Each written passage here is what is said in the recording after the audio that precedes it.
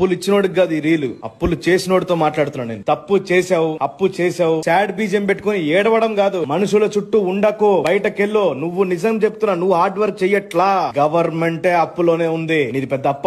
ఏం మాట్లాడుతున్నారా పద్దాకలా సూసైడ్ అని చెప్పి? మాటలు కూడా ప్రభావం చూపిస్తది. నువ్వు పిరికోన్ లెక్క ఫోన్ ఎత్తగానే సార్ 2 నెలలు సార్ 3 నెలలు, ఇది కాదు. ధైర్యం తెచ్చుకో, కసి పెంచుకో, నేర్చుకో. ఇంటర్నెట్ ఎలా వాడాలో నేర్చుకో. సంపాదించడం ఒకటే స్టైల్లో కాదు, పలు రకాలుగా సంపాదించు. కాల్ ఎత్తి చెప్పు, నేను రోజులు ఏమారిస్తాను కానీ నీ డబ్బులు ఏమారించను.